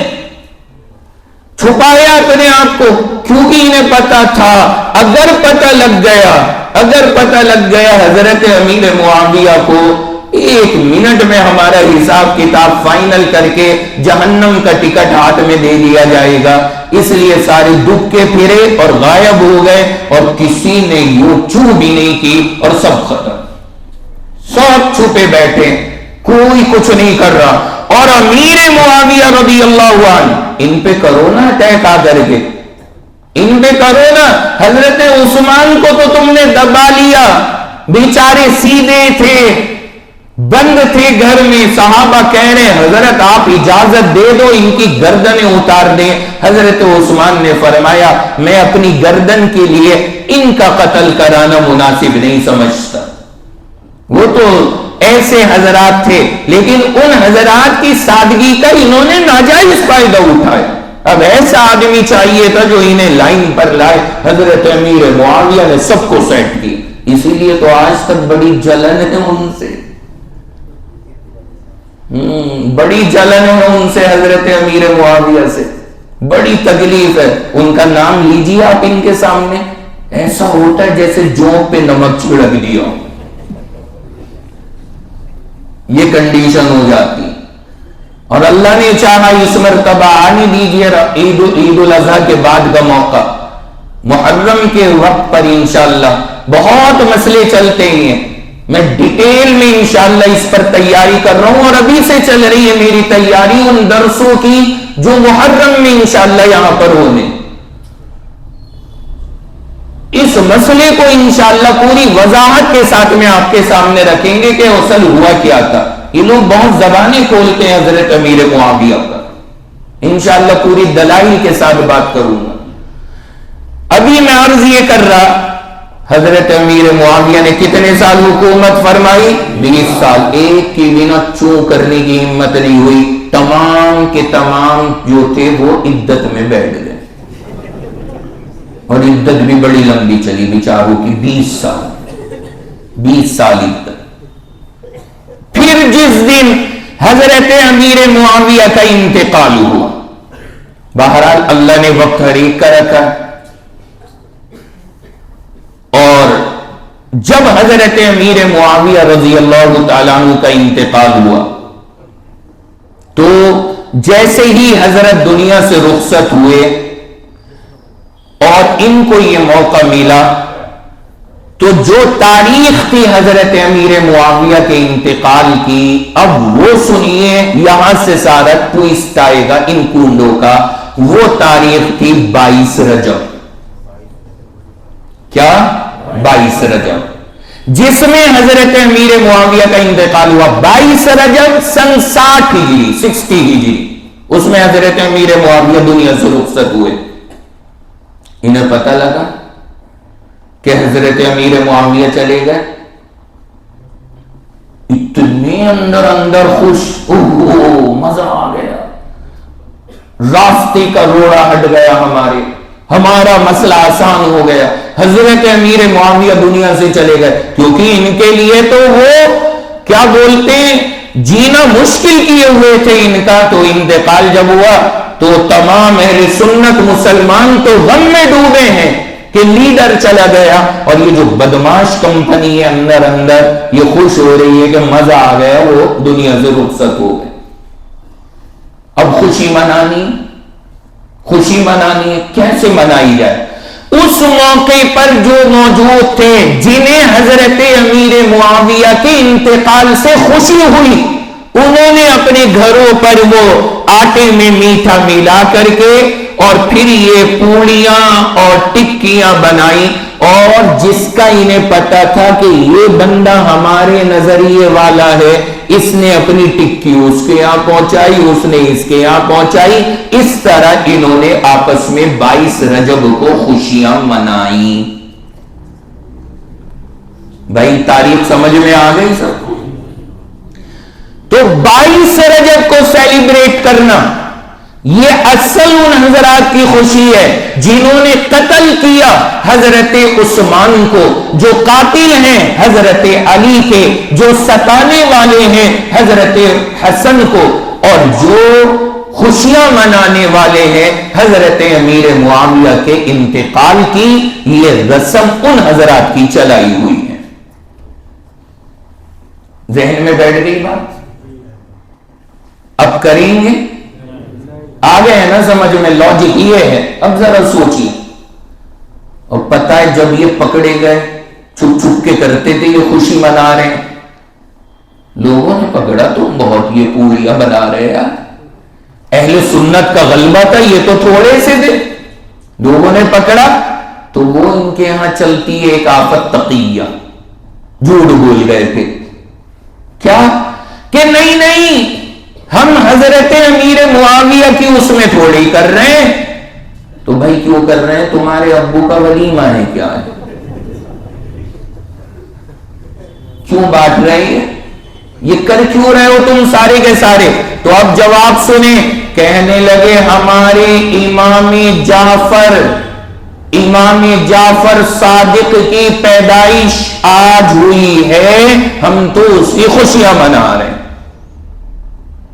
یہ ان کا ڈیٹ آف برتھ ہے، ہم اس کی خوشی میں یہ پوڑیاں بنا کے بھی کھا رہے ہیں۔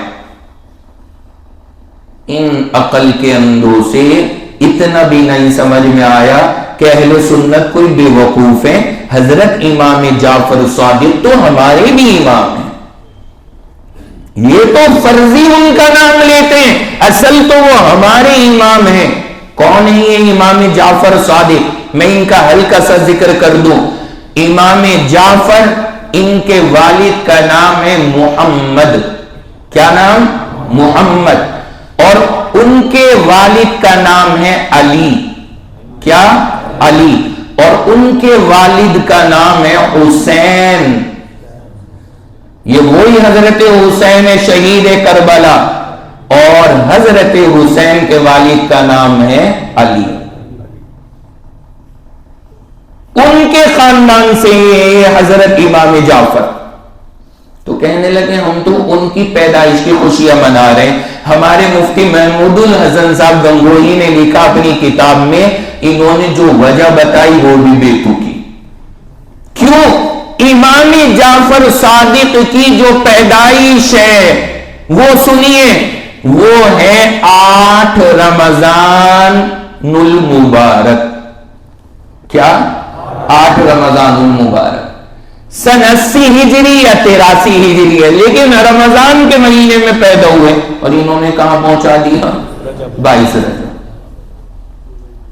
مطلب کسی آ کر کے جو تک نکالی نا، اس کی بھی کوئی تک نہیں بنی، جو وجہ نکالی نا وہ وجہ بھی نہیں سیٹ ہوئی۔ اچھا چلو امام جعفر کی وفات دیکھ لو، کیا پتہ یہ وفات کی ظالم خوشیاں منا رہے، ان کا تو یہی بھروسہ نہیں، یہ کس کا خوشی منانے لگے کس کا غم۔ تو ایک بات ٹرائی کریں، دیکھ لیں کہ امام جعفر کی وفات کب ہے۔ امام جعفر کی جو وفات ہوئی ہے وہ شوال کے مہینے میں سن 148 ہجری میں وفات ہے۔ تو پھر کیا ہے یہ 22 رجب؟ پکڑا گیا نا چور۔ کتنے ڈرامے، نا ہم وہ نہیں، تو کیوں؟ بتا تو صحیح میرے بھائی، کیوں یہ کنڈے لیے پھر رہا آج؟ بتانا تو پڑے گا، اتنا تو حق بنتا ہے ہمارا پوچھنے کا۔ تو نتیجہ یہ نکلا، یہ کنڈے بنانا یہ طریقہ ہے ان حضرات کا جو قاتل ہیں کس کے؟ حضرت عثمان کے۔ جو قاتل ہیں کس کے؟ حضرت علی کے۔ جو ستانے والے ہیں حضرت حسن کو، اور جو خوشیاں منانے والے ہیں حضرت امیر معاویہ کے انتقال کی۔ یہ ان کا طریقہ ہے۔ بندہ اب خود سوچ لے کہ میں کس سائیڈ ہوں۔ آ گیا سمجھ میں؟ اس کے بعد اگلی چیز ذہن میں رکھیں، کہتے کہ اس رات میں، رجب میں ایک رات ہے، اس میں نیک عمل کرنے والے کو 100 سال کی نیکیوں کا ثواب ملتا ہے۔ کون سی رات ہے؟ کہتے ہیں 27ویں شب، رجب کی 27ویں شب۔ ابھی تک تو ہم نے رمضان کی 27ویں شب سنی تھی، اب یہ رجب کی 27ویں شب کا بھی انہوں نے غضب کر دیا۔ اب آپ یہ بھی سن لیں، کہتے ہیں کہ اس رات میں 100 سال کی نیکیوں کا ثواب ہے، اور کہتے ہیں جو اس رات میں 12 رکعت پڑھے، اور کیسے پڑھے؟ ہر رکعت میں سورہ فاتحہ کے ساتھ کوئی سورت پڑھے، اور 2 رکعت پر تحیات کرے، اور 12 پوری کر کے سلام پھیرے، اور اس کے بعد 100 بار سبحان اللہ والحمدللہ ولا الہ الا اللہ واللہ اکبر پڑھے، 100 بار استغفار، 100 بار درود پڑھے، اور پھر کوئی چیز مانگے اور صبح کو روزہ رکھے تو اللہ اس کی ساری دعائیں قبول فرما لیں گے۔ یہ فضیلت 27ویں رجب کی رات میں نماز کی اور اگلے دن کے روزے کی۔ لیکن جناب ان میں سے کوئی سی بھی بات صحیح حدیث سے ثابت نہیں ہے، سب من گھڑت چیزیں ہیں، اور کوئی بھی یہاں پر صحیح سند کے ساتھ حدیث موجود نہیں ہے۔ لہذا اس طرح سے کسی بھی عبادت کا اہتمام کرنا ہمارے لیے صحیح نہیں ہے، کوئی چیز یہاں پر ثابت نہیں۔ رجب کے پورے مہینے میں، چاہے پہلی، دوسری، تیسری تاریخ ہو یا 27ویں، کسی بھی روزے کی کوئی فضیلت صحیح حدیث سے ثابت نہیں، اور یہ ساری چیزیں کرنا اس کا بھی کوئی ہمارے یہاں پر ثبوت نہیں۔ چنانچہ یہ حضرات کرتے تھے نا، یہ ڈرامے بازی کرنے والے کچھ لوگ ہو جاتے تھے، جاہلیت کے زمانے سے چونکہ رجب کا مسئلہ چلا آ رہا تھا، یہ شیعوں کا مسئلہ نہیں، یہ تو بہت بعد کی پیداوار ہے، یہ تو میں نے ابھی بتایا حضرت عثمان کے زمانے سے وجود ہوا۔ حضرت عمر کے زمانے میں کچھ لوگ زمانے جاہلیت کی وجہ سے رجب کا روزہ رکھ لیتے تھے۔ حضرت عمر کا عمل سنیے، حضرت عمر رضی اللہ تعالیٰ عنہ کے بارے میں آتا ہے، جس کو دیکھتے وہ رجب کا یا خاص طور سے 27ویں کا روزہ رکھ رہا ہے، حضرت عمر اسے باقاعدہ منع فرماتے۔ کنز العمال اور مصنف ابن ابی شیبہ، یہ حدیث کی 2 کتابیں، اس میں حضرت عمر کا لکھا ہے کہ روزہ جو لوگ رکھتے تھے ان کی ہتھیلیوں پر حضرت عمر مارتے تھے۔ کیا مطلب مارنے کا؟ ہاتھ میں مارتے تھے، کھا نہیں کھائے گا، یعنی پتہ لگا آج روزہ ہے، یہاں بیٹھ اور لگا رہے ہیں اس کے، کھا، تو ہتھیلی پہ مارنے کا مطلب کھا۔ اب جب وہ اٹھا کے لقمہ رکھ لیتا تھا روزہ کھل گیا، اب جا، اب رکھ لے روزہ۔ حضرت عمر رضی اللہ عنہ کا عمل۔ اور ہماری کتنی عورتیں رکھے پھر رہی ہیں، کئی نے میسج کر کے پوچھا کہ جی سحری کا ٹائم کیا ہے، میں نے کہا کیوں، وجہ بتاؤ کیوں؟ تمہیں 12 مہینے رمضان کے بعد کبھی نہیں سحری پوچھی، اب سحری کا ٹائم؟ تو پھر بتاتی کہ جی روزہ فضیلت والا ہے، تو پھر ہم حساب لیتے ہیں۔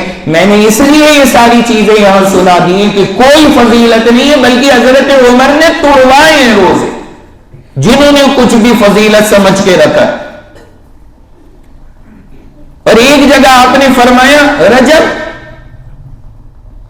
کیا رجب؟ رجب تو ایک مہینہ ہے۔ حضرت عمر نے فرمایا یہ سب پہلے چلتا تھا، اسلام نے یہ سب ختم کر دیا، نارمل جیسے مہینے ہیں ایسا ایک مہینہ ہے، الگ سے کوئی فضیلت روزوں کی اس مہینے کی ثابت نہیں ہے۔ ایک حدیث میں ہے اللہ کے نبی سے رجب کے روزے کے بارے میں سوال کیا گیا تو آپ نے ارشاد فرمایا، کسی نے پوچھا کہ جی حضرت رجب کا روزہ، تو حضور نے فرمایا شعبان کا کیوں نہیں رکھنا؟ تو شعبان کا رکھو نا، شعبان کا روزہ رکھو، تو رجب کا مہینہ کیوں؟ تو اس کا مطلب سمجھ میں آیا کہ کوئی بھی عبادت، کوئی بھی نماز، کوئی بھی روزہ اس مہینے کا فضیلت کے ساتھ حدیث سے ثابت نہیں ہے، بالکل عام دنوں کی طرح گزارتے ہیں۔ ہاں کسی کا معمول ہے مثلا روزے رکھتا ہے پیر اور جمعرات کے، پیر اور جمعرات کا تو پورے سال سنت ہے، اور پیر اور جمعرات کا بھی آئے تو رکھ لے، کوئی حرج نہیں، کیونکہ وہ رجب کی وجہ سے نہیں رکھ رہا، وہ کس وجہ سے رکھتا ہے؟ پیر اور جمعرات کی وجہ سے، پھر کوئی مسئلہ نہیں۔ تو یہ بات یاد رکھیں۔ آخری چیز مختصر طور پہ سن لیں، رجب کی 27ویں شب معراج کی، کہ جی اس رات معراج ہوئی تھی۔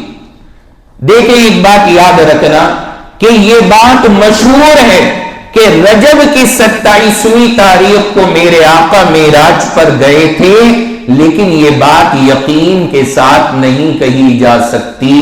کیوں؟ اس لیے کہ اس سلسلے میں بہت ساری حدیثیں الگ الگ ہیں، بہت ساری حدیثیں الگ الگ ہیں۔ ایک جگہ آتا ہے کہ حضور ربیع الاول کے مہینے میں معراج پر گئے، ایک جگہ آتا ہے کہ ربیع الثانی میں معراج ہوئی، ایک جگہ آتا ہے رمضان میں ہوئی، ایک جگہ آتا ہے شوال میں ہوئی، اور ایک جگہ ہے کہ رجب میں ہوئی۔ یہ 5 جگہ کے بارے میں روایتیں موجود ہیں۔ تو جناب والا ہم یقین کے ساتھ بھی کیسے کہہ سکتے ہیں کہ جی یہی شب معراج ہے؟ ہاں یہ الگ بات ہے کہ مشہور زیادہ یہ ہے، لیکن ہو سکتا ہے کہ کوئی اور سی ہو، اس میں کوئی بھی یقینی بات نہیں ہے، ہم کچھ نہیں کہہ سکتے۔ البتہ میں یہ کہتا ہوں اگر یقین بھی ہو جائے کہ 27ویں شب کو میرے پیغمبر کی معراج ہے، رجب کی 27ویں کو، تب بھی ہمارے لیے الگ سے اس رات کی کوئی فضیلت ثابت نہیں ہوتی۔ کیوں نہیں ہوتی؟ وجہ یہ ہے کہ میرے نبی جب معراج پر گئے اس کے بعد حضور تقریباً 12-13 سال زندہ رہے۔ معراج پر جانے کے بعد حضور دنیا میں کتنے سال؟ 12-13 سال زندہ رہے۔ حضور نے کسی بھی موقع پر اپنے صحابہ کو نہیں کہا کہ آج معراج کی رات ہے، تم بھی عبادت کرو، میں بھی عبادت کروں گا، میں بھی روزہ رکھوں گا۔ حضور نے 12-13 سال میں کبھی بھی نہیں فرمایا۔ اور حضور کے دنیا سے جانے کے بعد صحابہ رہے سینکڑوں سال، کسی صحابی نے 27ویں رجب کی کوئی فضیلت کا تذکرہ نہیں فرمایا۔ جب کوئی فضیلت نہیں ہے تو اگرچہ ہوئی بھی ہو نبی کو معراج 27ویں شب میں، جب نبی نے اس کی کوئی فضیلت 12-13 سال تک نہیں بتائی، صحابہ نے نہیں سنائی، کسی نے عمل نہیں کیا، تو پھر ہمارے لیے کوئی فضیلت کیسے ثابت ہو جائے گی؟ بات سمجھ گئے سارے حضرات؟ اس کا نتیجہ یہ نکلا کہ کوئی الگ سے فضیلت ہمارے لیے بھی موجود نہیں ہے۔ ہاں، باقی عام عبادتیں جو بندہ کرتا ہے وہ ان دنوں میں بھی کرے، الگ سے کچھ کرنا ضروری نہیں ہے۔ یہ سب باتیں الحمدللہ آپ حضرات کے سامنے میں نے عرض کر دی۔ وقت چونکہ مکمل ہو گیا، اس لیے آج سوال جواب کا سلسلہ موقوف رہے گا، اور اللہ سے دعا فرمائیں اللہ خود مجھ کو، آپ سب حضرات کو تمام باتوں کے اوپر عمل کرنے کی توفیق نصیب فرمائے۔ جو چارٹ ہم نے نماز کا بتایا تھا وہ کیا کسی نے اہتمام اس کا؟ ماشاءاللہ کچھ حضرات بتا رہے ہیں کہ کیا۔ بھائی کرو، سب کرو اس کا اہتمام، درخواست میری۔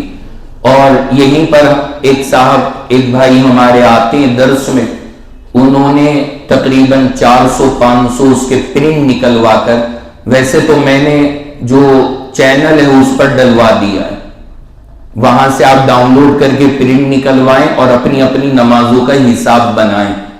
اللہ خیر رکھے، آپ کو ہمیں عافیت سے رکھے 31 دسمبر تک انشاءاللہ، تو پھر ہم ان کو ذرا دیکھیں گے، تو ذرا آپس میں مذاکرہ کریں گے تاکہ ایک دوسرے کی نیکیوں سے خوشی حاصل ہو۔ تو اہتمام کیجئے، وہ بہت اچھا طریقہ ہے نماز کا پابند بننے کا، تو یا تو وہاں سے حاصل کر لیں، اور یہاں پر بھی ایک ہمارے بھائی نے اپنی طرف سے پرنٹ کرا کے 400-500 امام صاحب کے پاس میں رکھوا دیے، اس مسجد کے امام صاحب کے پاس۔ تو کل کو پرسوں کو کسی بھی وقت اگر کوئی نہیں الگ سے کرا سکتا تو وہ ان سے آ کر کے وصول کر لے اور وہاں سے لے لے، لیکن اس کام کو انجام دیں۔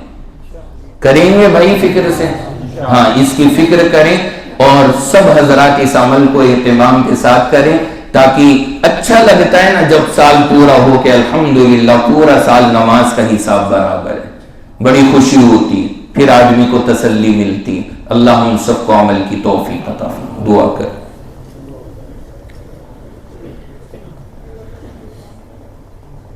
الحمدللہ رب العالمین الرحمن الرحیم والصلاة والسلام على سید الانبیاء والمرسلین محمد وعلى آلہ واصحابہ اجمعین۔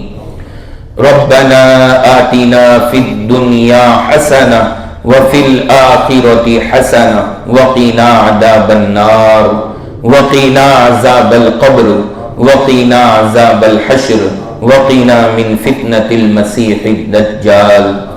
یا اللہ ہم سب کے ساتھ رحم کا، کرم کا، فضل کا معاملہ فرما۔ یا اللہ ہماری خطاؤں کو، لغزشوں کو، غلطیوں کو اپنے فضل و کرم سے معاف فرما۔ یا اللہ ہمیں اپنی محبت والے اعمال کی توفیق عطا فرما۔ اللہ ناراضگی والے اعمال سے ہم سب کی پوری پوری حفاظت فرما۔ یا اللہ جتنی باتیں اس مجلس میں سنائی ہیں اللہ ان تمام باتوں پر ہم سب کو عمل نصیب فرما۔ اللہ جب تک ہم دنیا میں زندہ ہیں اسلام پہ قائم رکھنا، اور جب آخری وقت آئے تو ایمان پر موت عطا فرما۔ یا اللہ ایمان پر جینا اور مرنا نصیب فرما۔ اللہ اسلام کی پابندی ہمیں نصیب فرما۔ اے اللہ جتنے بیمار ہیں سب کو شفا عطا فرما۔